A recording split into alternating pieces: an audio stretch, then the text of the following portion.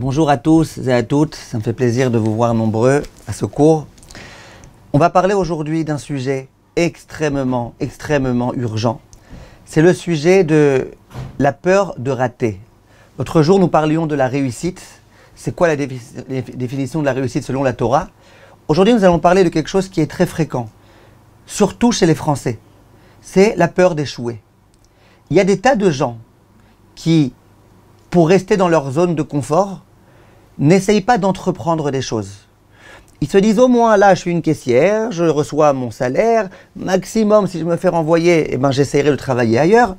Mais d'aller maintenant ouvrir ma propre affaire, j'ai peur, c'est risqué. Et alors que par exemple aux États-Unis, c'est très fréquent, les gens ils n'ont pas tellement peur, ils essayent et ils tentent, et puis s'ils réussissent, s'ils échouent, c'est pas grave. Chez les Français, il y a une peur particulièrement grande de se lancer dans des choses. Et c'est dans tous les domaines de la vie. Ça concerne par exemple aussi, les shidduchim. Il y a des gens, et moi je connais des filles par exemple, ou des garçons, qui veulent se marier. Donc ils font un shidduch, et puis ils rencontrent le jeune homme ou la jeune fille, et puis au moment où il faut prendre la décision, tu les vois comme ça, ils t'appellent, ils disent je sais pas, oui, non, qu'est-ce que t'as à reprocher? Non, tout va bien, mais je sais pas. Ok, alors qu'est-ce que t'as à reprocher? Non, tout va bien. Et parfois, ça peut arriver, ces gens-là, que finalement ils disent non, et qu'après avoir dit non, ils disent ah ça y est, je suis soulagé. De quoi t'es soulagé? D'avoir dit non. Ça veut dire quoi? Tu sais très bien que pourtant t'aimerais bien te marier, c'est pour ça que t'as fait des shidduchim, des rencontres. Oui, mais j'ai peur, c'est un risque de se marier, c'est toujours un risque. Donc j'ai peur de l'échec, imagine que ça échoue. Imagine que finalement on en vienne à divorcer, etc. Donc, à la rigueur, quand au moins je refuse, je reste dans ma zone de confort, ce qu'on appelle en psychologie. Ça veut dire, je reste là où je suis. L'essentiel, c'est que j'ai pas pris de risque. Et dans énormément de domaines, il y a ces choses-là qui existent. Et cette chose-là, quelquefois, elle peut énormément handicaper les gens. Alors la question que je vais me poser, et qu'on va se poser aujourd'hui, Bezrat Hashem, c'est tout d'abord de savoir, est-ce que d'après la Torah, ça peut exister la notion d'échec? Je ne parle pas du jeu des échecs, surtout ne jouez jamais aux échecs avec un pharmacien. Vous savez pourquoi? Parce qu'il te vole ta reine. Ce que je veux dire, c'est que là je parle vraiment d'échec. Est-ce que l'échec, ça existe selon la Torah? Et si ça existe, qu'est-ce que la Torah elle en pense? Et est-ce que l'échec existe bichlal, dans le monde? Est-ce que par exemple les gens qui réussissent, ils vont être capables de dire ça s'appelle un échec, attention. Et comment faire pour surmonter la peur de l'échec? On va essayer, Bezrat Hashem, tout de suite, d'expliquer tout ça. Tout d'abord, d'où vient la peur? Pourquoi il y a des gens qui sont tellement angoissés à l'idée, imagine je réussis pas, imagine ça échoue, imagine ce 25e shidduch, on le refuse, etc. Pourquoi la personne, elle a tellement peur? Il y a des gens, par exemple, qui téléphonent même pas, par exemple, qui travaillent dans tout type de choses, qui devraient téléphoner pour avoir des rendez-vous, mais qui téléphonent pas. Pourquoi? Imagine que l'autre, il refuse. Ok, il a le droit de refuser, c'est son droit. Il a libre arbitre, l'autre. Pourquoi tu as peur? De quoi tu as peur? En quoi tu as peur? Alors, la première idée, la première notion qu'il faut comprendre, c'est que pour beaucoup de gens, la peur de l'échec, elle provient du fait que pour ces gens-là, souvent,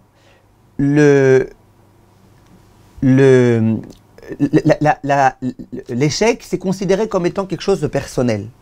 Ça veut dire pour beaucoup de gens, si j'échoue, c'est que je suis échec.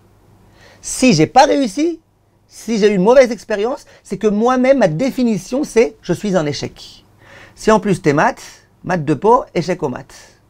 Il y en a une qui m'a dit autrefois, moi je suis trop maths, j'arrive pas à me supporter, je suis maths. Elle était complètement complexée qu'elle est maths de peau. Je dis, t'es pas maths, t'es trop maths. Isé.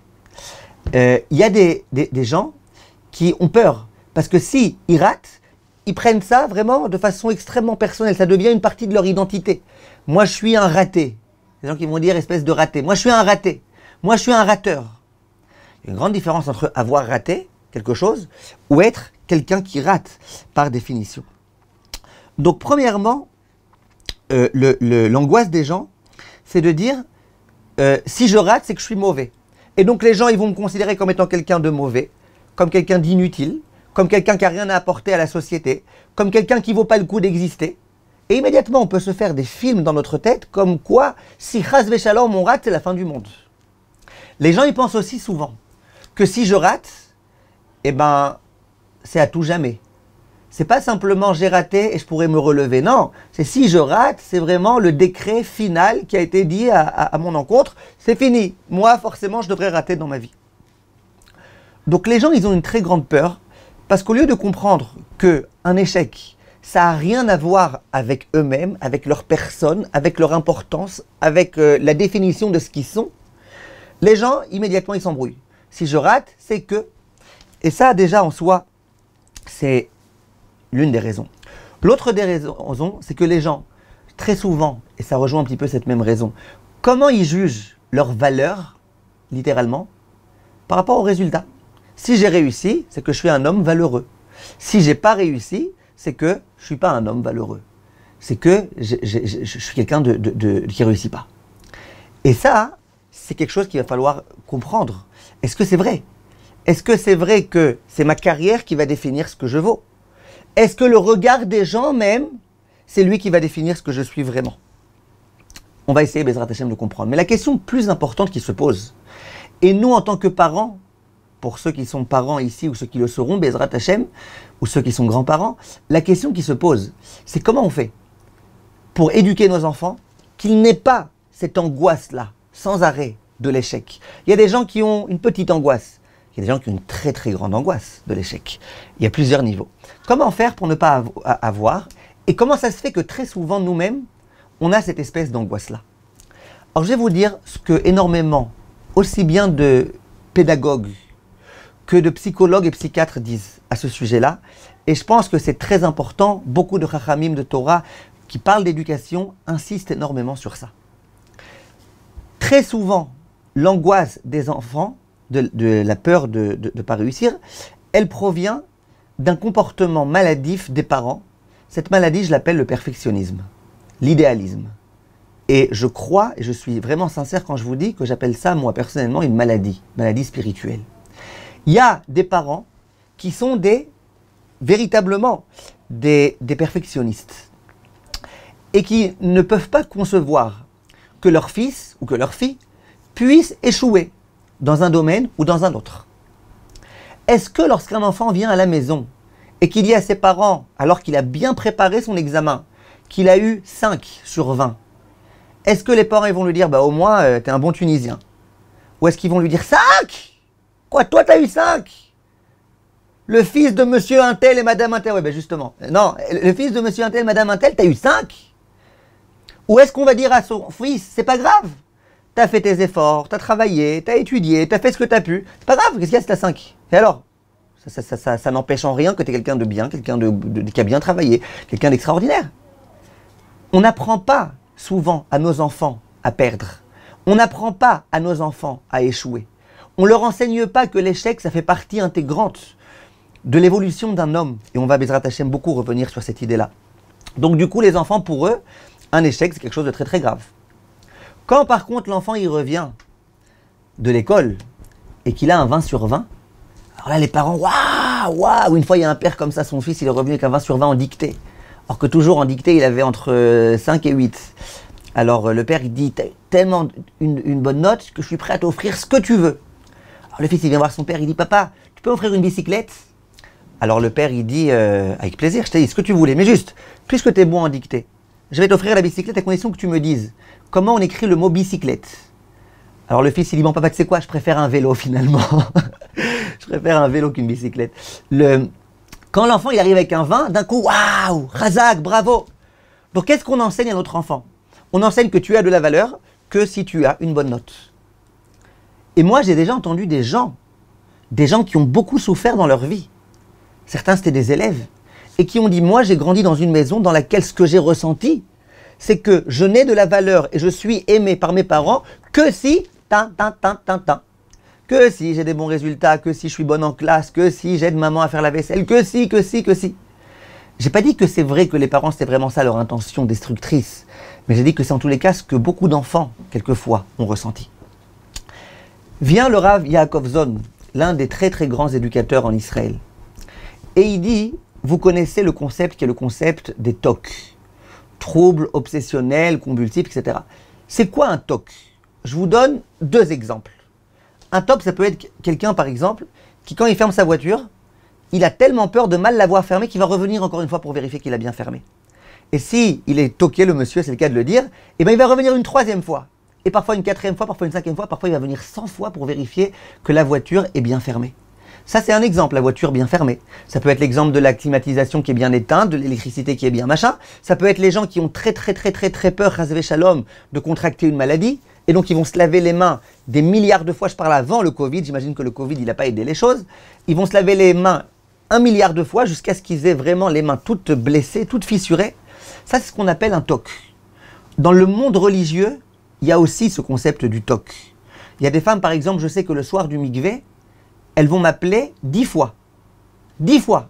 Pour me dire, mais est-ce que vous êtes sûr que c'est bon Matvila? Parce que j'ai retrouvé ça entre mes dents, parce que j'ai trouvé ça sur ma peau, parce que j'ai trouvé ça, parce que je suis pas certaine que machin, j'ai cru voir quelque chose dans l'eau. Il y a des femmes, elles ont des TOC à ce sujet-là. Histoire réelle qui s'est produite une fois. En hiver, il y a une femme qui m'appelle à 11h du soir.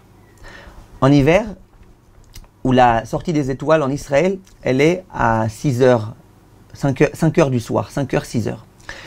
La femme m'appelle et elle me dit, écoutez, Kvod Arav, voilà, je voulais vous dire, je suis sorti du mikvé et j'ai vraiment des questions, est-ce que mon immersion, elle est valable? Et elle commence à me décrire. Elle me dit, alors, entre cette dent et cette dent, entre la 24 et la 25, je sens quelque chose qui est complètement coincé.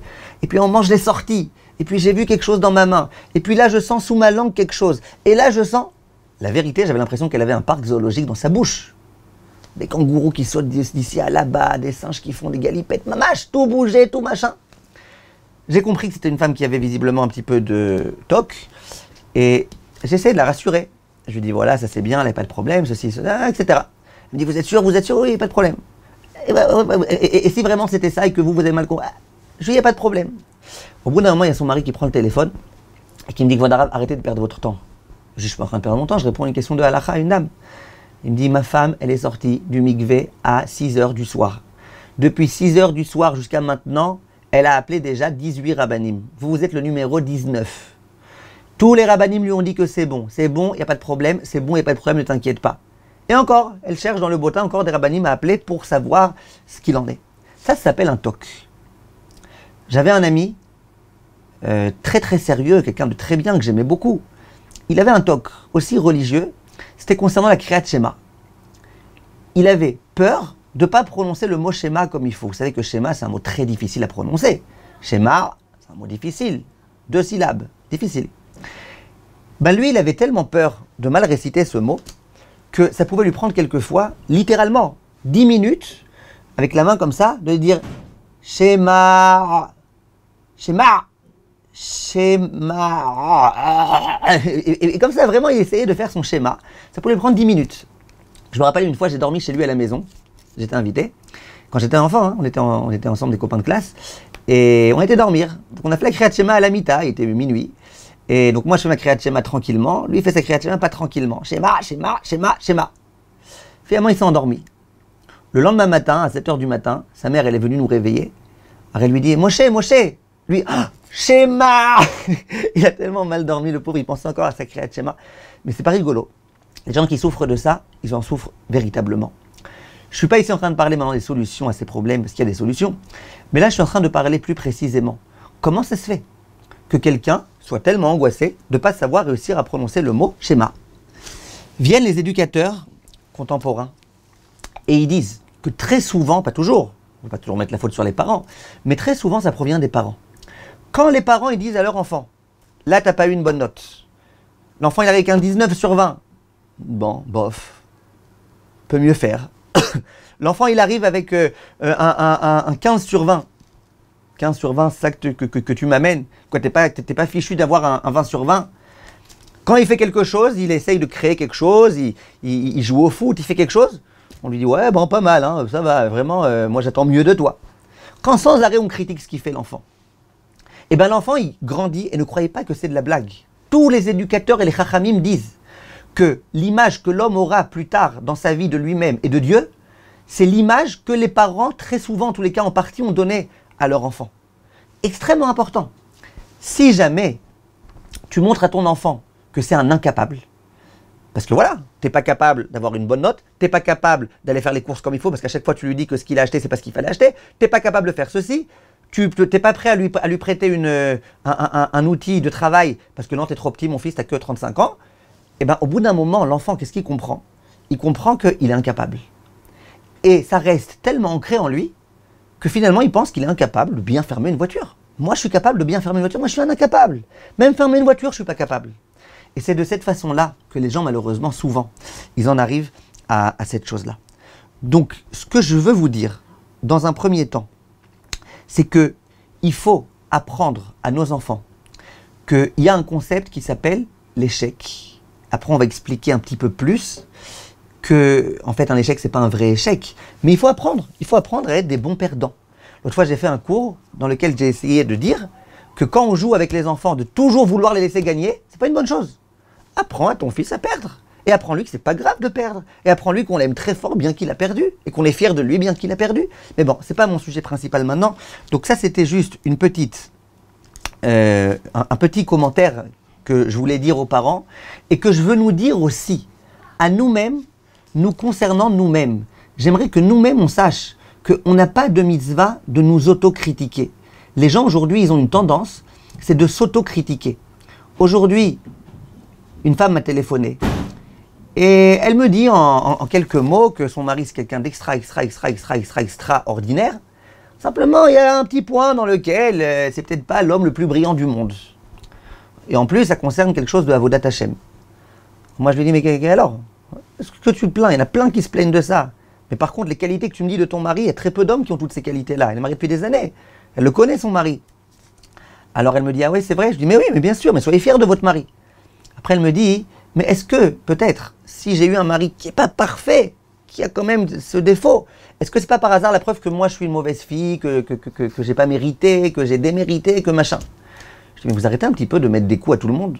Au début, vous avez mis des coups à votre mari, après vous vous êtes mis des coups à vous, bientôt vous allez me donner des coups à moi. Arrêtez de donner des coups. Pourquoi? Pourquoi sans arrêt se critiquer, s'autocritiquer, critiquer son mari? Elle a un mari en or. Pas un or dur, un or, de l'or. Elle a un mari en or, elle-même c'est une femme en or, c'est des gens extrêmement bien, c'est des gens qui écoutent très souvent mes cours, peut-être qu'ils sont en train de m'écouter maintenant, exprès j'ai pas donné beaucoup de détails. Pourquoi? Pourquoi sans arrêt frapper? Vous êtes capable quelquefois de vous faire des compliments?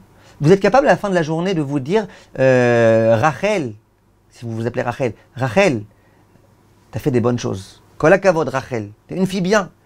Et si tu t'appelles Rivka, pareil, Rivka, on comprend bien. Vous êtes capable ou pas?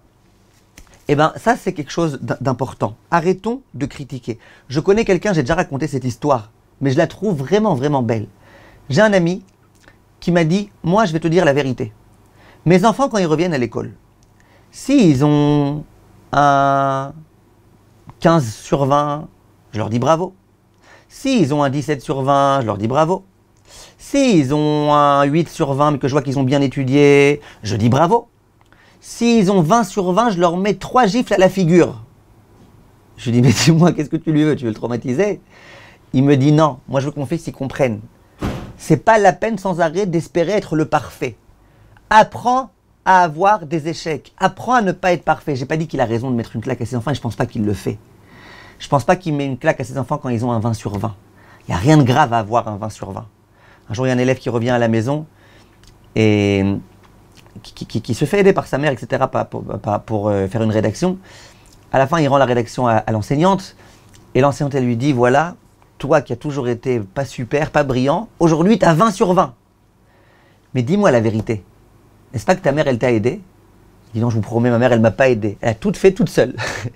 Ça, c'est 20 sur 20. Ça peut exister d'avoir un 20 sur 20, c'est pas grave. Mais de croire que je suis bien que si j'ai 20 sur 20, ça non. Que l'enfant, il apprenne à être bien en n'ayant pas 20 sur 20, eh bien ça, c'est quelque chose qui est extrêmement, extrêmement, extrêmement important. Donc, là, on a essayé de traiter d'où provient cette angoisse-là. D'où provient l'angoisse de... Ça bug pour vous? Tout le monde m'entend bien? À part Laure?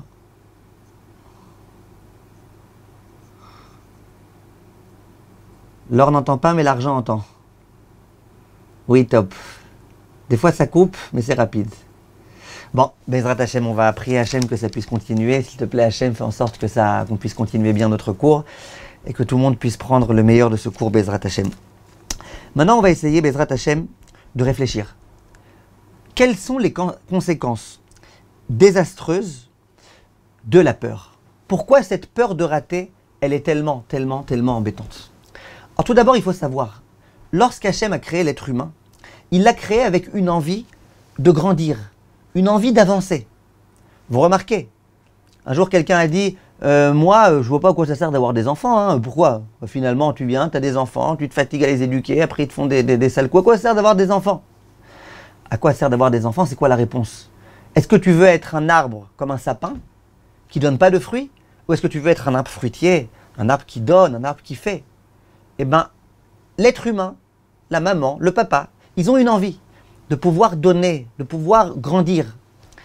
Même dans les affaires, quelqu'un d'une façon générale, naturellement, il aurait tendance à dire, écoute, jusqu'à présent je suis un salarié, maintenant j'aimerais être un bon arrière, j'aimerais maintenant être un patron, j'aimerais ouvrir ma boîte, j'aimerais faire des choses. Et le problème c'est quoi? Le problème c'est que, et ça c'est écrit d'ailleurs, écrit de façon explicite, En Adam med vechatsit avato beyado. L'homme, il veut toujours plus, il veut toujours avancer. Et c'est aussi ce qu'on appelle la sheifa, ce qu'on appelle avoir des aspirations, dans tous les domaines de la vie. Un Talmid Chacham qui connaît beaucoup de choses, mais si c'est un vrai Talmid Chacham, il a des aspirations de connaître encore plus. L'homme, il a une envie d'avancer, de ne pas rester sur place, de ne pas stagner. Simplement, quand l'homme il est pris par cette peur-là, de chas vechalom échouer, donc qu'est-ce qu'il va faire? Il va préférer rester dans sa zone de confort, bien qu'il n'est pas bien dans cette zone-là. Pourquoi? Pour justement ne pas prendre de risques. Mais intérieurement, il ne se sent pas bien, puisque sa nature, c'est de vouloir toujours prendre de l'avant et avancer. Donc, il ne se sentira pas bien.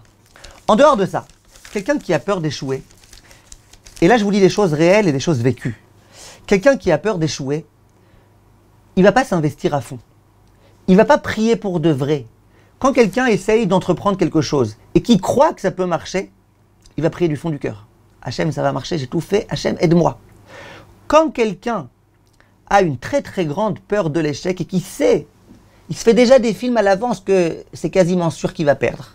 Parce que quoi, moi je mérite de réussir, moi je mérite de trouver un mari, moi je mérite de trouver un bon travail, moi je mérite d'avoir des clients. Quand l'homme il sait depuis le départ qu'il va échouer, eh bien premièrement, il ne prie pas pour réussir parce qu'il n'y croit même pas. Deuxièmement, au moment où il faut prendre des bonnes décisions, où il faut faire des investissements, où il faut emprunter de l'argent, où il faut mettre, où il faut dégager, où il faut... Eh bien il ne le fait pas. Parce que ça ne vaut pas le coup. Je préfère rater en n'ayant pas investi que rater en ayant investi. En dehors de ça, il y a même des gens, moi j'en ai connu des gens comme ça, il y a même des gens qui sont tellement sûrs qu'ils vont rater que parfois ils se disent, bon allez, quitte à rater, allez, je préfère rater maintenant, comme ça au moins je sais que j'ai raté. Ils sont sûrs qu'un jour ça va rater, un jour ça va leur exploser à la figure. Donc autant rater maintenant, allez, maintenant on rate, comme ça j'ai prouvé que j'ai réussi à rater. Voilà, c'est une grande réussite. J'ai réussi à me prouver que je ne peux pas réussir. Il y a des gens comme ça. Maintenant, en dehors de ça, il y a autre chose. Quand tu arrives, par exemple, à un entretien, parce que tu cherches du travail, et que tu es sûr que tu vas rater, alors d'abord, tu n'es pas naturel du tout. Ensuite, de tes mains, il y a des fontaines d'eau qui sortent, de transpiration et d'angoisse. Tu es rouge comme une tomate, et ça se sent tout de suite. Ça sent que tu n'es pas à l'aise, ça sent que tu dises que l'autre il a envie que tu dises au lieu de dire ce que tu penses vraiment. Ça se sent. Tu sors à un chidour. J'en ai connu une fille comme ça. J'ai raconté une fois son histoire dans l'un des cours. Je vous la fais rapidement. Une fille qui me dit, elle vient me voir dans mon bureau, elle me dit, regardez, ça fait 3 ans que je suis en chidour et vous avez compris la suite. Je lui dis, non, j'ai pas compris la suite, moi je suis pas un baba. Moi tu me dis, ce que tu me dis je comprends, ce que tu me dis pas je comprends pas. Elle me dit, ben si. Regardez, je sors dans un chidour, donc il y a un garçon, le garçon il me regarde, bon, et vous avez compris la suite. Je lui ai dit, il n'y a pas le temps maintenant, dites-moi ce que vous voulez me dire, ce que vous ne me dites pas, je ne sais pas. Elle me dit, ben regardez, quand on fait un chidour, il me regarde et il veut que je sois belle, donc vous avez compris la suite. Je lui dis, j'ai pas compris la suite, combien de fois? Alors elle me dit, ben regardez, vous comprenez bien que le garçon quand il me regarde, ben, tout de suite il a compris qu'il ne voulait pas se marier avec moi. Il a bien compris, je suis grosse, je suis pas belle, je suis machin, je suis truc, yeah, vous avez bien compris. Dans la grave erreur qu'elle a fait, j'ai l'habitude de dire cette fille-là, c'est qu'elle n'a pas été voir une rabbinite, elle a été voir un rave. Qu'est-ce que vous voulez que moi je lui dise? Non, t'es une bombe atomique, je peux pas me permettre, c'est pas de sniout. Mais la vérité, elle avait rien de repoussant, elle était très bien, comme il fallait, j'avais pas mes lunettes, mais elle était à 1 mètre de moi, si ça avait été un éléphant, je pense que je me serais aperçu. Ça va, tout allait bien. Et j'ai dû lui dire à cette fille, j'ai dû lui dire, et on a dû comprendre, que c'est évident qu'elle ne réussit pas ses shidduchim. Parce qu'elle, elle arrive, et depuis le départ, elle pense qu'elle vaut rien. Elle pense qu'elle est moche, et elle pense que celui qui va la regarder, automatiquement, il va penser qu'elle est moche. Comment tu veux qu'elle réussisse? Ça veut dire que l'impression qu'elle donne, c'est je suis une fille qui n'a pas confiance en moi, je suis une petite serpillière, je suis une fille qui se fait écraser, je suis une fille... Comment tu veux que lui, que tu trouves grâce à ses yeux? Si tu étais venu en ayant confiance, en sachant que tu es belle, que tu es mignonne, que tu es machin, au lieu de trouver graisse à ses yeux, tu aurais trouvé grâce à ses yeux. Mais non, non. Donc on a ici beaucoup de choses à perdre quand on n'est pas suffisamment prêt à encaisser un échec. Pareil partout, dans la téléphonie, c'est exactement la même chose. Quelqu'un qui appelle en se disant depuis le départ qu'il va se faire jeter, il n'a aucune force de persuasion, il ne peut rien faire. Donc on a compris maintenant c'est quoi les problèmes qu'il peut y avoir. Maintenant je continue un petit peu, Bezrat Hashem, et on va avancer. Est-ce que ça existe? Est-ce que c'est normal, on va dire plus précisément, d'avoir peur des échecs? Alors je vais vous dire quelque chose de très vrai à mon avis et de très simple. Qui est-ce qui ne tombe jamais? Qui est-ce qui ne se trompe jamais? Qui est-ce qui ne fait jamais d'erreur? C'est qui? Hachem. Akadosh Baruch Hu, c'est le seul à ne jamais se tromper. C'est le seul. D'ailleurs, comment on appelle un homme qui est beau gosse, qui est riche, qui réussit bien, qui ne s'est jamais trompé? Comment on l'appelle? Une rumeur. Ça n'existe pas. L'homme, c'est pas quelqu'un qui se trompe. C'est quelqu'un qui se trompe. L'homme, c'est pas Dieu. Alors pourquoi c'est important de comprendre ça? Parce que si tu comprends que tu n'es pas Dieu, eh ben tu comprends que l'erreur est normale, elle est naturelle. Et tu n'as pas de raison d'avoir peur de l'erreur. Quoi, tu as peur que les gens s'aperçoivent que tu n'es pas Dieu? Tu as peur que les gens ils pensent que tu n'es pas Dieu? Quelqu'un me dit là, je pense que c'est de la gava. Exactement. De se prendre pour Dieu, c'est de la gava. Il y en a un qui s'est pris pour Dieu, il a fait beaucoup de soucis aux Juifs. Ne te prends pas pour Dieu. Comprends que tu n'es pas Dieu. Et donc que tu vas te tromper dans ta vie. Et c'est pas grave. Tout homme se trompe de la même façon que tout homme doit manger, que tout homme doit aller aux toilettes, et il n'y a rien de honteux. Eh bien tout homme se trompe quelquefois. Parce que ce n'est pas Dieu. Maintenant, si on a l'impression, et si on pense que on ne peut pas se permettre, parce que si jamais je me trompe, c'est que tu t'es pris pour Dieu. Et ça, c'est quelque chose de gravissime. Mais plus que ça, regardez autour de vous, quand vous avez quelqu'un que vous avez envie d'appeler monsieur je sais tout, ou madame je sais tout, vous y pensez vraiment, vous croyez vraiment qu'il sait tout? Vous parlez de façon péjorative et ironique. Ironique. Vous vous dites, c'est pas possible que quelqu'un connaisse tout. Mais lui, il se croit tout connaître, vous vous moquez de lui. C'est comme ça, c'est normal. Il n'y a pas de possibilité que quelqu'un puisse connaître tout. Ça ne peut pas exister. Que quelqu'un se trompe jamais, ça ne peut pas exister. Il n'y a que Hachem qui se trompe jamais. Donc ça, c'est une chose qu'il faut comprendre. Le Rav Tzadok HaKohen, il insiste beaucoup sur ça. Il dit que l'homme, même lorsqu'il vient accomplir une mitzvah, au moment de l'accomplissement, il y aura des choses imparfaites. Même le grand tzaddik. Il dit la seule chose qui peut être parfaite, c'est si vraiment tu as des kavanotes, tu as des pensées sincères, et que sincèrement, tu penses que tu veux te rapprocher d'Akadosh Baruch Hu. Dans ta pensée, tu peux être du 100%. Dans l'acte, jamais tu arriveras à être 100%. Mais c'est pas grave. Et comme ça, le Rav Tzadok HaKohen explique un certain nombre de choses. Maintenant, j'en arrive à un point important. Les hommes qui, entre guillemets, ont réussi dans leur vie. Selon ce qu'on appelle en général réussir. Quel est le message qu'ils nous donnent? On va parler là un tout petit peu, 5 minutes, on ouvre un petit crochet. On va parler de quelque chose qu'on aurait pu dire même à des gens qui ne sont pas des gens de Torah. On pourrait dire même à des goïms, que les psychologues et les psychiatres se font plaisir de rappeler. Et vous allez voir ensuite, qu'est-ce que la Torah elle pense de ça. Les gens qui ont réussi, quelle est leur vision des choses? Il y a un homme qui s'appelle Thomas Edison, qui en 1879 a réussi à découvrir pour la première fois une ampoule qui fonctionne. Jusque-là, les gens ne pouvaient pas éclairer leur maison avec des ampoules avec l'électricité. Lui, visiblement, il était raciste, il n'aimait pas le noir. Il a eu absolument envie de créer des ampoules pour éclairer. Et alors quoi? Il a fait des essais, et des essais, et des essais. Il a essayé 700 fois. Il a fait une première ampoule, et ça a explosé. Une deuxième ampoule, ça a explosé. Une troisième, 10e, 100e, 200e, 699e ampoule. Ça a explosé, ça n'a pas chauffé, ça a fait du bruit, ça a failli mettre un incendie. Ça n'a pas marché. 700e ampoule, d'un coup, ça a marché. Et les ampoules à incandescence qu'on a eues jusqu'à il n'y a pas longtemps, eh ben c'était ça. C'était grâce à ce monsieur Thomas Edison. Ce monsieur-là, donc qui a réussi 700 fois, mais il a réussi. Moi je connais des gens qui ont des ampoules sur les pieds ou sur les mains et qui ont essayé plus que 700 fois de s'en débarrasser, qui n'ont pas réussi. Lui, il a voulu créer les ampoules, il a réussi. Alors, tout le monde s'est interrogé. Il y a par exemple des gens qui lui ont dit « Vous êtes un génie ». Mais qu'est-ce qu'il a répondu? Il a répondu « Écoute, la partie de génie, il dit ça veut dire l'inspiration que j'ai eue, elle y est peut-être pour 1%. La transpiration, elle est pour 99%. Et cet homme-là, il y a des gens qui sont venus le voir et qui lui ont dit « Mais comment t'as fait? Mettez-vous à sa place 700 fois !» Au bout d'un moment, tu te dis « Allez, laisse tomber 700 fois. Comment t'as fait? Comment tu t'es pas découragé ?» Et là, il a eu une phrase. Il a dit « Cela ne me décourage pas du tout, car j'ai trouvé 50 000 façons qui ne fonctionnent pas. Je suis donc 50 000 fois plus près de l'expérience qui réussira. » Ça veut dire qu'à chaque fois qu'il voyait ça ne marche pas, il avait pris une leçon. C'est pas comme ça qu'on fait une ampoule. Une deuxième fois, il essaye, ça marche pas, Baruch Hashem, je suis sorti gagnant de cette expérience-là. C'est pas comme ça qu'on fait une ampoule. 3 fois, 4 fois, 699 fois, il s'est dit, visiblement, on va bientôt y arriver, parce que j'ai tenté toutes les possibilités. Et bien finalement, il va faire une qui va marcher. Grâce à tous les, entre guillemets, échecs, il a réussi finalement à créer l'ampoule qui va marcher. Il a dit aussi, ce même homme, toute tentative infructueuse qu'on laisse derrière soi constitue un autre pas en avant.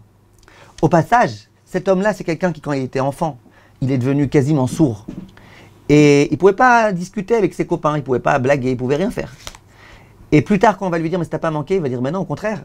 Comme ça, j'avais plus de temps pour pouvoir faire ce qui m'intéressait vraiment, pour réfléchir à ce qui m'intéressait vraiment, pour essayer les expériences qui m'intéressaient vraiment. » Ça, c'est la tête de quelqu'un qui réussit. Et au passage, tous les scientifiques vous le diront.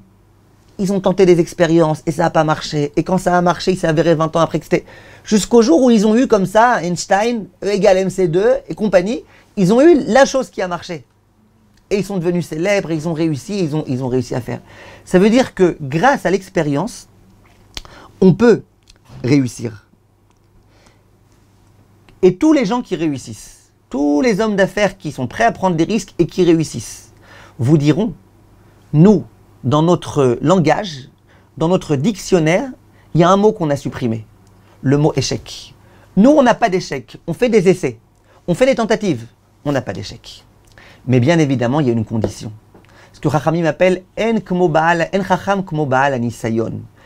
Il y a une condition, la condition c'est d'être prêt à prendre des leçons de l'échec. Parce que si j'échoue et que je répète 100 fois la même erreur, et que je pense que cette fois-ci ça va sortir mieux, Einstein il dit c'est ça la définition de la bêtise.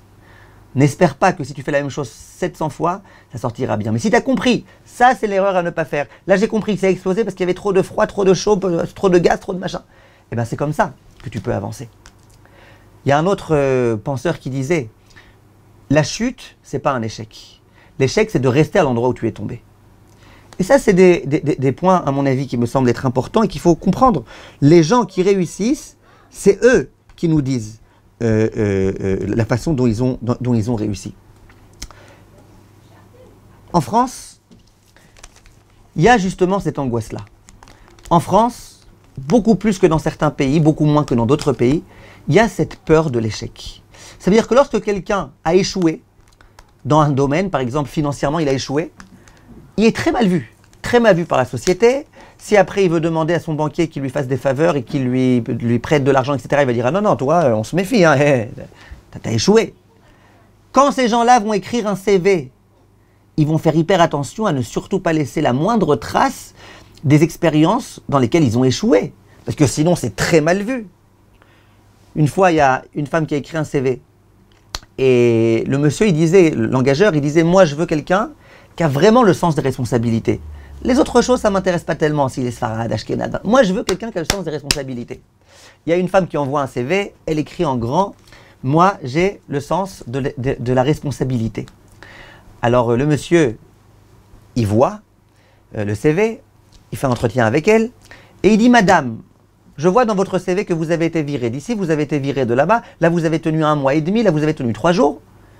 Vous me dites que vous avez le sens des responsabilités. En quoi ça s'exprime, votre sens des responsabilités? Elle dit, ben, je vais vous dire, c'était très simple. À chaque fois qu'il y avait quelque chose qui échouait là où je travaillais, c'était toujours moi la responsable. D'accord? Les gens en France, ils n'osent pas. Ils n'osent pas dire, là j'ai échoué. Non, il ne faut pas échouer.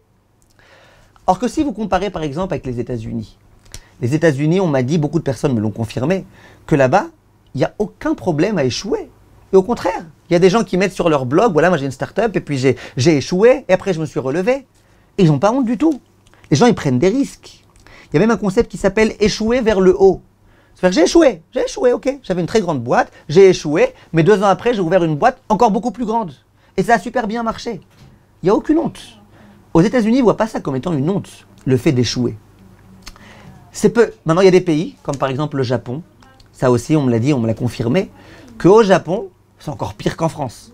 Au Japon, les gens qui échouent, très souvent après, ils se suicident. Littéralement. Il y a des pays dans lesquels, et ça c'était par exemple le pays de Yavan, la Grèce, à l'époque de la Gemara en tous les cas, où quand quelqu'un ne pouvait pas réussir, c'est pas qu'il se suicidait, c'est que nous on le tuait. On le tuait directement. Alors, la blague sur la responsabilité vous a fait rire. Khazak, c'est dommage qu'il n'y ait pas le son parce que sinon tout le monde aurait ri, mais c'est pas grave. Alors, l'histoire, c'est comme ça. Aux États-Unis, par exemple, contrairement à la France, les gens ne sont pas beaucoup assistés. Il n'y a pas d'assistance, tant d'assistance sociale et de sécurité sociale et de machin. Il n'y a pas. Donc les gens, ils comprennent qu'il faut qu'ils réussissent, sinon, ils peuvent mourir. En France, en Israël, t'es assisté ici, t'es assisté là-bas, ici t'es assisté, ici t'es machin, en France encore plus. T'es hyper assisté dans chaque chose. Donc les gens, ça va. Si je suis pas riche, ça ira. Si je suis un petit homme qui travaille, que je suis au chômage, que je suis machin, ça va, je serai aidé. Donc les gens, ils sont dans leur zone de confort, à l'aise. Alors qu'aux États-Unis, où les gens, ils savent que si jamais ils échouent, eh ben, ils sont fichus. Personne ne sera là pour les aider. Et d'ailleurs, le Rav Yerucham de Mir disait que les États-Unis, c'est un pays cruel. Parce que nous, on a l'impression liberté et tout, mais il y a une certaine cruauté dans ça. Qu'on puisse laisser mourir quelqu'un parce qu'il n'a pas d'argent pour payer sa sécurité sociale, c'est quand même un petit peu gravissime. Mais en tous les cas, c'est une différence qu'il y a. Différence de mentalité, une différence. Et les Français, très très souvent, comme on a dit, ils ont peur de tenter le coup. Quelqu'un disait de façon très jolie, c'est quoi la différence entre l'école et la vie? C'est qu'à l'école, d'abord on apprend la leçon et ensuite on est mis à l'épreuve. Or que dans la vie, d'abord on est mis à l'épreuve et ensuite on apprend la leçon. Mais l'idée, elle est là. L'idée, c'est de comprendre que Akadosh Baruch Hu, par les, entre guillemets, échecs, il nous donne des leçons. Il souhaite nous donner des leçons. Ça, c'était la partie coaching, pas forcément thoraïque. J'en arrive à ce que la Torah a à nous dire à ce sujet, et vous allez voir combien la Torah, elle a des choses précieuses à nous dire, bien avant Edinson et compagnie. C'est quoi, d'après la Torah, est-ce que ça peut exister la réussite? Est-ce que ça peut exister un échec? Alors, on va essayer de réfléchir. Tout d'abord, quelqu'un qui, par exemple, a réussi son mariage, a réussi l'éducation de ses enfants, a réussi plein de choses, mais juste, il n'a pas réussi. Il a ouvert une boîte, pas de chocolat, une boîte, et ça n'a pas marché. Est-ce qu'on peut dire, lui, c'est quelqu'un qui a raté? Il ne faut pas exagérer, il a tout réussi dans sa vie, ok, ça a raté. On peut dire que c'est quelqu'un qui a connu un échec, sa vie c'était un échec. C'est bizarre de dire que c'est un homme qui a échoué. Non, il a échoué dans un point. Mais vous connaissez quelqu'un qui n'a pas échoué dans le moindre point? Vous connaissez quelqu'un? Les hommes les plus riches du monde, ils ont réussi dans leur richesse, mais ils ont échoué souvent dans l'éducation de leurs enfants, dans leur famille, ils ont souvent divorcé, il y en a certains qui se sont suicidés. Donc si on prend les grands acteurs, combien de grands acteurs se sont suicidés? Donc c'est quoi réussir? Réussir dans tout, ça n'existe pas. Comme on a dit tout à l'heure, nous sommes des êtres humains. Maintenant, je prends un autre exemple. Quelqu'un, un juif religieux, qui n'a pas réussi à être riche, mais qui a eu des enfants, des grands Talmidei Chachamim. Et Hachem, il a fait en sorte qu'il ne soit pas riche. Parce qu'Hachem, il savait que s'il serait riche, ses enfants, ils ne seraient pas Talmidei Chachamim. Souvent, ça va ensemble. Or, il a réussi ou il n'a pas réussi? Mais il a drôlement bien réussi. S'il était riche et qu'il avait raté l'éducation de ses enfants, t'aurais dit qu'il a réussi? Ben non, il aurait raté.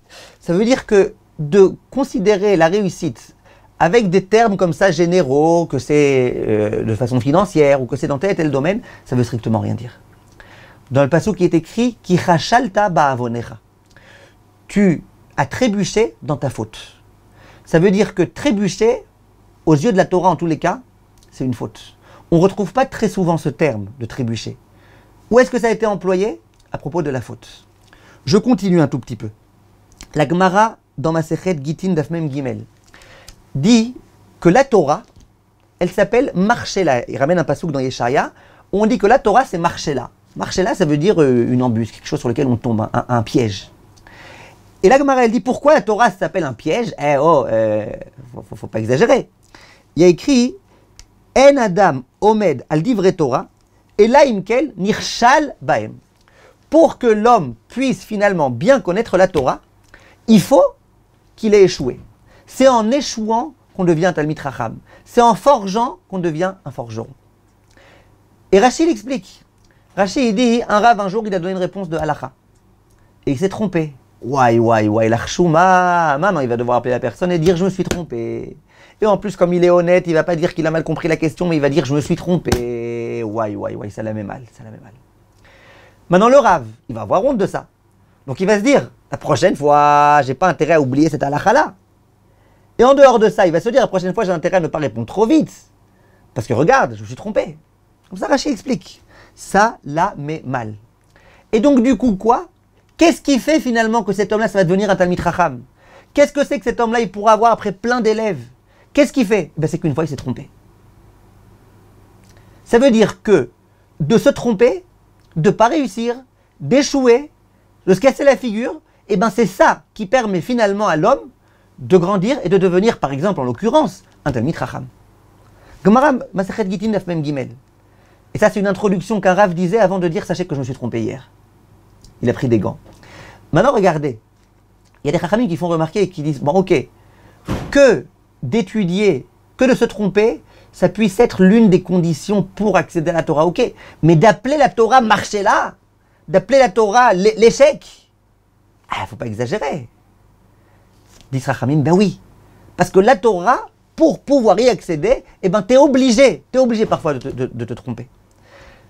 Donc on voit ici une toute nouvelle définition de l'échec.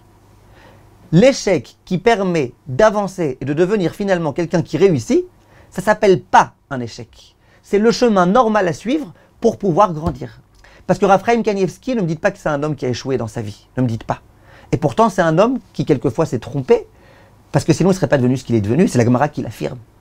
Il a pu se tromper. Si ce n'est pas dans une halakha, ça peut être dans autre chose. Et tous les grands chachamim, ils ont déjà changé d'avis. Ça, c'est un principe qui doit être connu et important. Il est écrit dans le Passouk, dans Mishlei, Sheva Pe'amim Ipol Tzadik Vekam. Le Tzadik, il va tomber 7 fois. C'est même pas t'as le choix de ne pas tomber, non. Le Tzadik, il tombera 7 fois et il se redressera. J'ai un ami qui m'a dit l'autre fois, il me dit, moi, je suis un Tzadik, mais pour moi, c'est pas vrai que je tombe que 7 fois. Moi, je tombe 750 000 fois et après, je me redresse. Et il a raison. Le Maharal, il dit quand on dit 7 fois, ça ne veut pas dire 7 fois et pas 8. 7 fois, ça veut dire beaucoup de fois. Alors écoutez bien, le Passouk qui te dit, le Tzadik, il pole, c'est même pas il va trébucher, c'est il va tomber. Le Tzadik, il va tomber 7 fois, ça veut dire beaucoup de fois, et il se redressera. Ça veut dire que la Torah, Chachamim, ils ont déjà fixé que le Tzadik, il tomberait. Maintenant, il y a certaines personnes qui comprennent pas forcément bien ce Passouk. Et qui disent, ça veut dire quoi que le Tzadik, il tombera? C'est pas qu'il est obligé de tomber, quoi. On va pas condamner le Tzadik à tomber. C'est que si le Tzadik, il tombe, bien qu'il tombe, il se redresse.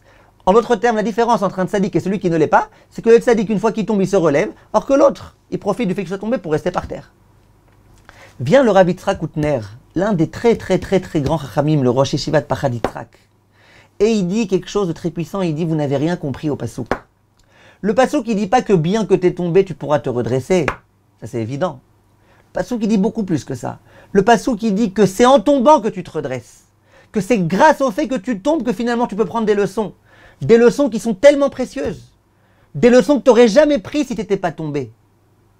Ça veut dire que l'échec, c'est lui qui t'a permis de grandir et de réussir. Comme ça, le Rav Yitzhak Koutner explique. Et la vérité, c'est que c'est écrit explicitement. Le Midrash, il dit « Iloulé nafalti lo kamti ». N'était-ce le fait que je suis tombé, je ne me serais pas redressé. Comme ça, le Midrash, il dit. C'est-à-dire que ce n'est pas que je remercie Akadosh Baruch Hu simplement de m'avoir redressé une fois que je suis tombé. C'est que je remercie Hachem de m'avoir fait tomber et d'avoir réussi. Le Gaon de Vilna, une fois, il est parti de là où il était. Il voulait faire ce qu'on appelle en hébreu une galoute. Ça veut dire qu'il voulait aller quitter l'endroit où il est pour obtenir expiation de ses fautes. Et un jour, quand il est revenu, il y a son élève, Raphaël de Vologine, qui lui a dit « Vodarav, moi aussi j'aimerais bien faire une galoute. Si vraiment c'est quelque chose de bien, j'aimerais faire. » Le Rav lui a dit « Non, ne fais pas. Moi, j'ai regretté finalement d'avoir fait. » Alors le Rav il dit « Ok, vous avez regretté, mais moi aussi j'ai qu'à aller, je regretterai. » Le Rav il dit « Non, non, ne va pas. » Alors question, ton Rav il te dit qu'il a regretté. Alors pourquoi tu veux aller toi aussi? Mais il y a des gens qui expliquent et qui disent ben justement, toi Vodarav, tu as échoué et tu as appris de cet échec. Moi aussi j'aimerais bien avoir le mérite d'échouer et de réussir. L'échec c'est quelque chose qui est tellement précieux aux yeux de Chachamim. Et c'est la raison pour laquelle Chachamim nous disent de façon explicite que tu tombes, t'inquiète pas. Si tu tombes, c'est grâce à ça que tu t'élèveras. 7 fois tu vas tomber, ce qu'on appelle le 7-up. Tu tombes 7 fois et hop, tu te relèves, tu te redresses. Il ne faut pas avoir peur de tomber. La Gemara, elle raconte, le Midrash, qu'il y avait un homme grand entre tous, qui s'appelait Rabbi Akiva. Cette histoire est connue de tous, je vous demande de bien écouter s'il vous plaît. Rabbi Akiva, c'était un parfait ignorant jusqu'à l'âge de 40 ans. Un jour, il était assis près d'une grotte, quelque part, il y avait une fontaine d'eau. Et il y avait des petites gouttelettes comme ça, ou compte-gouttes, qui se déversaient sur le rocher. Et le Rabbi s'est aperçu qu'à l'endroit où il y avait les gouttes qui coulaient sur le rocher, eh ben les gouttes, elles avaient réussi à perforer le rocher. Alors il s'est dit, si des petites gouttes d'eau, elles peuvent perforer le rocher, et combien, a fortiori la Torah, elle peut perforer mon cœur. Et donc il a dit, allez, je vais aller étudier la Torah. Viennent Chachamim et disent, bon, Rabbi Akiva, ok, mais qu'est-ce qui l'a tellement stimulé ce jour-là, quoi? Il ne savait pas. Il ne savait pas que quand tu as de l'eau qui tombe, pendant des années, au bout d'un moment, bah, ça fait quelque chose. Il ne savait pas ça. Il vient nous l'enseigner. Qu'est-ce qu'il a vu? Pourquoi ça lui a donné de la force? Il y a un des rabbinim, j'ai entendu ça, du Rav Zilberberg, je ne me rappelle plus au nom de quel Rav il dit quelque chose de très beau. Il dit, Rabbi Akiva, il s'est dit, ok, il y a des gouttes qui tombent l'une après l'autre. Mais la première goutte, elle n'a rien fait. C'est qu'au bout de 250 000 gouttes, peut-être qu'il a commencé à avoir un petit quelque chose. Et à ce moment-là, il s'est dit, mais non. Parce que s'il n'y avait pas eu toutes les gouttes précédentes, qu'il n'y avait que maintenant la première goutte, ça n'aurait rien fait. On sait très bien qu'une goutte sur un rocher, ça ne fait rien. Donc quoi? Donc il a compris que depuis le départ, la première goutte, bien qu'on avait l'impression qu'elle faisait rien, en fait, elle faisait énormément. Aïe, aïe, aïe. Donc il s'est dit, Rabbi Akiva, j'ai 40 ans, ok, je ne pourrais pas devenir un Talmid Chacham en un jour, ok. Mais c'est pas grave, aujourd'hui je commence. Aujourd'hui j'apprends le Aleph Bet. Demain le Gimel Dalet. Après-demain le Hevav, etc. Et comme ça, eh ben, je pourrais avancer, je pourrais progresser. Et chaque petite chose de ma vie, chaque mot de Torah que j'intégrerai, ça me permettra d'avancer. C'est comme ça que Chachamim y regarde. Les gens ils pensent c'est un échec. Voilà, aujourd'hui j'ai passé ma journée à étudier, j'ai rien compris à la Sougia, c'est un échec. Non, c'est pas un échec. Pas du tout un échec. Alvaï que tous les gens échouent de cette façon-là, de passer une journée à étudier à ne pas comprendre. C'est pas un échec. Tu as passé un examen, tu n'as pas réussi. C'est pas un échec. C'est comme ça que tu apprendras. C'est comme ça que tu réviseras mieux. C'est comme ça que tu prieras mieux à Kadosh Baruch Hu qui t'aide. Et ce que je voulais vous dire, c'est que Raphaël Vital, par exemple, il nous donne un enseignement vital, et c'est le cas de le dire. Il dit, Raphaël Vital, comment je peux savoir pourquoi je suis venu sur Terre? Il dit au nom de son maître, le Harizal, que là où je tombe, là où je trébuche sans arrêt, c'est que je suis venu sur Terre pour arranger ce problème. Ça veut dire que tu peux découvrir la raison pour laquelle tu es venu sur Terre par le fait que tu échoues dans certaines choses. Et ça, on appelle un échec. On ne peut pas appeler ça un échec. C'est grâce à ça qu'on avance, c'est grâce à ça qu'on progresse, c'est grâce à ça qu'on sait pourquoi on est venu sur Terre. Donc c'est forcément que ce n'est pas un échec. Dans le passouk qui est écrit, écoutez bien ce passouk qu'on récite tous les jours, les hommes en tous les cas. C'est un passouk dans le Tehilim, Kufiyut Tet, le plus long Tehilim. On dit comme ça, Shalom Rav Leoave Toratecha Ve'en Lamo Mirchol. Ça veut dire quoi? Shalom Rav, il y aura beaucoup de paix. Leoave Toratecha, à ceux qui aiment ta Torah, toi Hachem. Ve'en lamo mirchol. Les tzadikim qui aiment ta Torah, eux, ils n'auront jamais d'échec. C'est écrit. On ne dit pas que c'est pas écrit, c'est écrit. Et tous les commentateurs expliquent ça comme ça. Les gens de la Torah, les tzadikim, les gens qui aiment la Torah, n'auront jamais d'échec. Ah, pourtant, on voit des échecs. Ça arrive des échecs. Ça arrive qu'un Talmid Chacham, il veut comprendre une Sougia qu'il n'arrive pas. Ça arrive que quelqu'un il veuille devenir Rav quelque part qu'il n'arrive pas. Ça arrive qu'il y ait des échecs. Qu'est-ce qu'on est obligé de dire? Que ce que nous, on pense être des échecs, c'est pas des échecs. C'est pas ça un échec. C'est quoi un échec? Rappelez-vous du passage qu'on a dit avant. Shuva Israël ad Hashem Elokecha ki chashalta ba'avonecha. De fauter, c'est un échec. Mais de ne pas réussir à faire ce que je voulais, c'est pas un échec. C'est grâce à ça que je vais grandir. C'est grâce à ça que je vais progresser. Tous les gens qui ont réussi le disent. Tous les Talmidei Chachamim qui sont un jour devenus Talmidei Chachamim l'ont dit et le diront toujours. Donc ne considère pas ça comme étant un échec. Et je rajoute, même celui qui a fauté, et on considère que c'est un échec, c'est quoi la suite du pasouk? Veshavta ad Hashem Elokecha. Fais teshuva parce que tu as trébuché par la faute, et donc fais teshuva. C'est-à-dire qu'en soi, même cet échec-là, c'est pas un vrai échec, puisque c'est l'échec qui va me permettre de me relever et de faire teshuva. Ça veut dire que ça n'existe pas de véritable échec. Le Rav Asher Weiss y rapporte cet enseignement. Et combien c'est vrai au jour d'aujourd'hui. De qui est chef Bachoshech Hashem Orlik, si j'étais pas tombé, je pourrais pas me lever. Et le Rav il dit, regardez un petit peu, moi je l'actualise un petit peu. Regardez un petit peu la situation. On a des frères et des sœurs aux États-Unis, à Miami, qui sont depuis des jours entiers, on ne sait pas dans quel état, qui sont sous des pierres et sous un bâtiment qui s'est écrasé, avec en plus un incendie qui a commencé à prendre là-bas, etc. Mais il est où Akadosh Baruch Hu? C'est vraiment un Esther Panim. Hachem, il voile sa face complètement. Des tas de juifs, une quarantaine de juifs qui sont là-bas, et voilà, nous, un jour on a jeûné, déjà on n'était pas trac. Eux, ça fait plusieurs jours qu'ils jeûnent, qu'ils n'ont pas de quoi respirer, et en plus c'est hyper bizarre. Parce que bon, ça va, ok, il y a 12 étages qui sont tombés, mais ça va, le pays le plus riche du monde, avec tout ça, ils sont pas capables d'amener des gens, d'amener beaucoup de gens, de travailler, de faire, 5 jours, on n'arrive pas à trouver les gens. On a l'impression là que Akadosh Baruch Hu, il voile un peu sa face. Et ça, c'est après tout ce qui s'est passé, après le drame de Méron, après le drame de Karlin, après le drame en Italie, et puis après le drame des élections. Il y a beaucoup de drames qui se produisent et qui se sont produits. C'était une année très difficile qu'on a connue. Vient le Rav Asher Weiss et il dit, c'est comme ça qu'on assistera Be'ezrat Hashem à la Géoula. Lorsque dans les psukim on nous parle de la Géoula, on dit que la période d'avant la Géoula, ça sera une période comparée aux contractions que la femme a avant d'accoucher.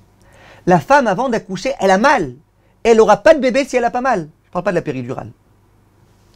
Elle n'aura pas de bébé si elle n'a pas mal. C'est-à-dire que l'accouchement, il doit passer par une souffrance. Dit le Rav Asher Weiss, la Géoula, la rédemption, elle doit passer par la souffrance. C'est comme ça qu'Akadosh Baruch Hu a créé le monde. Mais plus tard, quand on arrivera plus tard, en haut, d'un coup, Aïnou kecholmim, il est écrit dans le pasouk. Là, d'un coup, on comprendra que même ce mal, c'est pas du tout un mal. C'était un bien. De la même façon que la femme, quand elle a son bébé, elle comprend que c'était pas un mal, ce mal-là qu'elle a eu. De la même façon, nous, on comprendra que tout était voulu, tout était vérifié, tout était vraiment programmé pour le bien par Akadosh Baruch Hu. Alors, c'est difficile à dire ça quand il y a des gens qui sont encore là-bas en train je sais pas s'ils arrivent à respirer ou pas. Non, c'est pas facile à dire ça. J'ai beaucoup de souffrance pour eux. Beaucoup. Mais ce que je veux dire, c'est que lui, Hachem, il sait. Comment c'est pour le bien du clan Israël, chacun pour avoir une bonne parole à Maba, c'est Akadosh Baruch Hu il sait, je ne reprendrai pas ces sujets-là parce qu'on en a déjà suffisamment parlé. C'est comme ça que ça se passe. Quand il y aura le Mashiach qui arrivera, Vaya Hashem le Melech al kol haaretz bayom hahu Hashem echad u'shmo echad, d'un coup, on comprendra combien tout était pour le bien. Je termine ce petit point, avant d'avancer encore un tout petit peu, en vous disant, le Rav Wosner, il y a des gens qui sont venus le voir et qui lui ont dit, Gvodarav, on aimerait écrire une biographie sur vous. Le Rav Wosner, qui était vraiment l'un des géants de la Torah, vraiment indéniablement, c'était l'un des 3 Gdoléador qu'on avait. Il dit, n'écrivez pas de livres. Il dit, moi j'aime pas quand on écrit des livres sur les tzadikim, j'aime pas du tout la façon dont c'est écrit. Pourquoi? Il dit, tu as l'impression, tu lis un livre sur le Rav Shach, tu as l'impression que le Rav Shach est sorti du ventre de sa mère avec une Gemara entre les mains, avec ses grosses lunettes là, et puis qui étudie jusqu'au jour de sa mort. Il n'a jamais eu d'Yetzerara, il n'a jamais eu de problème, il n'a jamais eu de lutte à faire, il n'a jamais rien eu. C'est comme ça qu'on te le présente. Dit le Rav Wosner, je pense qu'un livre comme ça, c'est contre-éducatif. Parce que le Rav Shark, il est né avec une Gemara entre les mains et les grosses lunettes, mais moi je suis né ni avec Gemara ni avec des grosses lunettes. Moi je pleurais comme un petit bébé. Non, alors je pourrais pas devenir le Rav Shark. Disait le Rav Wosner, c'est une grande erreur, le Rav Wolbe aussi, il paraît qu'il disait ça. Tous ces livres-là, on nous présente les Gdolim comme étant nés déjà Gdolim, ça renforce pas de les lire, ça renforce personne. On a l'impression que ça nous renforce pas. Dit le Rav Wosner, vous voulez écrire un livre sur moi avec plaisir, mais à une condition. C'est que vous racontiez mes échecs, que vous racontiez mes réussites. Et ils ont effectivement écrit un livre sur le Rav Wosner. Et dans ce livre-là, ils ont tout raconté. Comment le Rav Wosner, quand il a voulu se faire accepter à la yeshiva de Chachmei Lublin, il s'est fait jeter parce qu'il n'était pas assez intelligent. Il n'a pas réussi l'examen. Finalement, le temps d'attendre son train, il a quand même continué à étudier toute la nuit, alors qu'il savait qu'il n'allait pas être accepté. Le Rosh Yeshiva, il a vu ça, il dit, bon, il y a quelqu'un qui est tellement sérieux, je l'accepte. Le Rosh Yeshiva l'a accepté, mais il ne pouvait pas trouver de compagnon d'études. Le pauvre n'était pas assez intelligent, entre guillemets. Hein, qu'est-ce qu'on fait? Eh bien, ce Rav Wosner, c'est devenu le Gdol Hador. 1000 fois plus grand que tous ceux qui n'ont pas voulu étudier avec lui parce qu'ils l'ont un petit peu snobé. Mais c'est ça un livre de Chizouk. C'est un livre dans lequel tu me dis, il n'y a pas de Gadol qui n'est Gadol. Le Gadol, c'était un petit gamin. Et le Gadol, il avait envie de faire des bêtises. Et le Gadol, il a fait des bêtises. Et le Gadol, il a échoué. Et le Gadol, il n'était pas si intelligent que ça. Mais le Gadol, il s'est donné de la peine et il est devenu. Ça, c'est une leçon. Parce que dans le livre, on ne fait pas que raconter ses échecs. On raconte aussi ses réussites. C'est ça un Gadol. Si on veut résumer, une fois j'ai dit de façon, à mon avis, très simple. C'est quoi la différence entre un Gadol et quelqu'un qui ne l'est pas? À mon avis, la différence, c'est... Il n'y en a pas. Les deux, ils sont nés de la même façon. Les deux, ils sont nés avec la même Neshama. Moi, j'y crois pas à ça, que le Gadol, il avait une Neshama plus grande, une mémoire plus grande. Il y a plein de preuves, plein d'histoires dans lesquelles on voit que c'est pas vrai. Ni plus intelligent, ni plus rachamim, ni une meilleure mémoire, ni rien du tout. Le Gadol, c'est quelqu'un qui s'est servi de son potentiel et qui l'a réalisé. En l'occurrence, en échouant. Ça, c'est le Gdol Hador. Celui qui n'est pas Gdol Hador, c'est celui qui n'a pas mis tous les instruments qu'il avait, tout le potentiel qu'il avait, qui n'a pas réussi à l'exploiter. Donc, on comprend c'est quoi cette chose-là. Maintenant, j'aimerais terminer, parce que je sais qu'il commence déjà à faire un petit peu tard, et j'aimerais vous dire un certain nombre de points. Tout d'abord, quelle est la place de la peur alors dans la Torah? Parce qu'on voit que malgré tout, il y a un concept qui s'appelle avoir peur. Il y a écrit dans le Passouk, Ashrei Adam Mefached Tamid, heureux soit l'homme qui a toujours peur. Quelle est la place de la peur? Parce que vous allez me dire, mais c'est normal qu'on ait peur de l'échec, c'est normal. Alors, très rapidement, la Gemara raconte dans Masechet Brachot qu'il y avait un homme qui se promenait dans le marché et qui avait peur. Rabbi Ishmael l'a rencontré, il lui dit, ah, t'as peur? C'est que t'es un fauteur. L'autre lui dit, mais non, écrit dans le verset, heureux l'homme qui a toujours peur. Il lui dit, t'as rien compris. Ça, ce verset, il parle des livrets Torah. Ça veut dire quoi? Il faut que tu aies peur d'oublier tes livrets Torah. Et Rachid l'explique. Il dit, si sans arrêt tu as peur de peut-être oublier, eh ben tu vas réviser. Tu vas réviser. En d'autres termes, une peur qui est justifiée, c'est une peur qui me permet d'être vigilant, d'être prudent. Que j'ai peur de me faire écraser par une voiture, c'est pas censé me paralyser, me laisser complètement chez moi. Non. D'avoir peur de la voiture, ça doit faire qu'avant de traverser, je regarde bien à gauche et à droite ou à gauche, et après je traverse. C'est pareil dans tous les domaines. D'avoir peur, ça doit faire que tu vas être vigilant, tu vas demander conseil, tu vas prier. Mais si la peur, elle te bloque, elle t'empêche d'avancer, que ce soit dans les shidduchim, que ce soit dans la parnassa, que ce soit dans quelques domaines que ce soit, c'est qu'il y a un problème. Et ce que je voulais vous dire, et ça j'y crois beaucoup, une fois j'ai fait tout un cours sur ça, je vous le dis maintenant en un mot. Pourquoi le tzaddik, il n'a pas d'échec? Pourquoi? Peut-être qu'il a un échec, peut-être qu'il échoue dans sa vie. Écrit dans le Passouk. Le Havet Toratecha ve'en lamo mirchol. Celui qui aime la Torah, il n'a pas d'échec. Pourquoi? Peut-être qu'il a des échecs. La réponse elle est très simple. Quand tu vis avec Akadosh Baruch Hu, tu ne peux pas avoir d'échec. Tu marches avec Akadosh Baruch Hu main dans la main. Tout ce que tu fais, tu invites Akadosh Baruch Hu avec toi. Parfois, il y a des gens qui me disent, je dois parler à mon patron, j'ai très peur de sa réaction, machin, qu'est-ce que je fais? Je lui dis, c'est très simple. Tu dis à Akadosh Baruch Hu, je t'en supplie à Akadosh Baruch Hu, sois avec moi dans cette réunion. Place-moi les mots que tu veux que je dise. Les réactions que tu veux que j'ai. Et ça marche de façon phénoménale. Essayez, vous verrez comment ça marche bien. Quand tu marches main dans la main avec Akadosh Baruch Hu, que tu essayes de faire sa volonté, eh bien Hachem, il t'aidera à réussir. Une fille hier m'a demandé, je crois pas qu'elle m'écoute, c'est dans un séminaire. Une fille hier m'a demandé, elle me dit, moi je voulais absolument rentrer dans tel séminaire et j'ai été refusée. Comment savoir si la raison pour laquelle j'ai été refusée, c'est parce que je méritais pas. Ah, je méritais pas. Ou si c'est parce que peut-être c'était pas bien pour moi. Comment je fais pour savoir? Peut-être c'est parce que je méritais pas, peut-être j'ai fait trop de fautes. Je lui dis, je comprends pas. Vous voulez aller dans un séminaire pour étudier la Torah, pour vous renforcer, pour faire la volonté d'Hachem. Vous faites tout ça, l'Eshem Shamaim. Et vous pensez vraiment que Akadosh Baruch Hu, il va ici se venger, tac, t'as fait des avérotes, dégage, va. Faut être normal. T'es qu'Akadosh Baruch Hu, tu le supplies de rentrer dans l'endroit le meilleur pour avancer. Finalement, t'étais dans un autre séminaire, et ben c'est que c'est le bon pour toi. Alors, si à un moment donné, tu as une question, tu vois que c'est pas le bon, tu peux demander un Rav conseil. Peut-être que le Rav il te dira d'essayer autre chose. Laisse-toi guider par Akadosh Baruch Hu. Quand Hachem il te dit je veux pas que tu sois dans ça, peut-être que ça veut dire qu'il faut pas que tu sois dans ça. Peut-être que dans autre chose tu seras meilleur. Peut-être que tu réussiras plus dans autre chose. Et ça, c'est quelque chose de très très très très très important. Je vous demande, premièrement, ne vous laissez pas intimider par le premier pekno qui va venir vous dire « Ah, comme ça, ah, t'as pas peur de rater ?» Il y en aura des peknos qui s'appellent le Yetzer Hara et qui vous diront « Ouais, t'es sûr, mais qui t'a dit que t'as les moyens ?» Ne vous laissez pas intimider. Quand vous avez pris une décision et que vous voulez faire quelque chose, ne vous laissez pas intimider par le premier venu qui essaye de vous dire des choses qui sont très souvent déplacées.